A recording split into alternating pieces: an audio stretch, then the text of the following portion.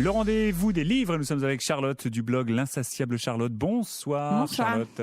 Alors, votre coup de cœur cette semaine, c'est un roman signé Gilles Leroy, Le Monde selon Billy Boy. C'est le 21e roman de Gilles Leroy. Gilles Leroy, auteur prolifique qui a notamment obtenu le Goncourt en 2007 pour Alabama Song, qui a produit, j'en profite en passant, un magnifique ouvrage qui s'appelle Zola Jackson sur l'ouragan Katrina, qui est un bijou. Là, il revient avec un roman beaucoup plus autobiographique, Le Monde selon Billy Boy. On se retrouve fin des années 50, début des années 60.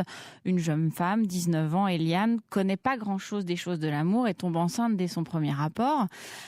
Elle est amoureuse d'André, mais il a que 17 ans. Et voilà, se pose la question de est-ce que je le garde ou pas, tout en sachant qu'Eliane et André sont les parents de Gilles Leroy. C'est vraiment son histoire, mais un peu particulière parce que c'est son histoire avant qu'il arrive au monde. Donc c'est quand même un positionnement assez singulier.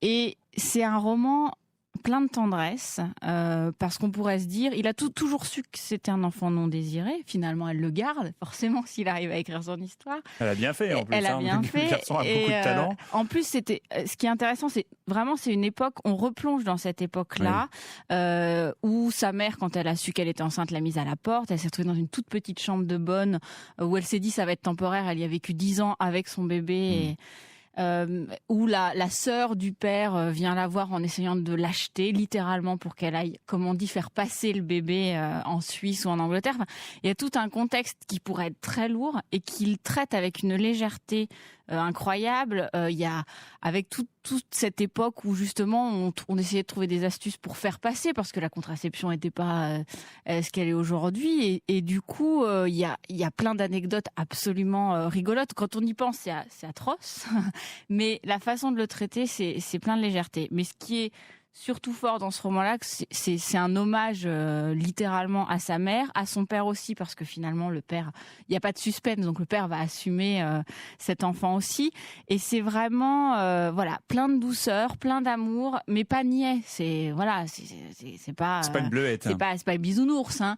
Mais c'est vraiment un roman qui fait du bien parce qu'on en ressort. Alors c'est très mélancolique. Il a perdu ses parents en plus quand il avait 30 ans, donc assez jeune et c'est très mélancolique sur ce temps-là, cette période-là, mais en même temps, voilà, c'est plein de tendresse. Et puis, je trouve que c'est un tour de force, c'est-à-dire qu'il imagine la vie que ses parents auraient pu avoir s'il n'avait pas été là.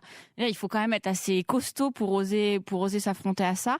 Et il le fait vraiment avec plein de délicatesse. Je trouve que c'est voilà un hommage. Si on veut l'offrir à ses parents, je trouve que c'est un cadeau magnifique parce que c'est vraiment, je trouve, une belle preuve d'amour et il le traite avec avec légèreté, délicatesse. C'est son écriture, hein. C'est quelqu'un qui est très subtil et très délicat.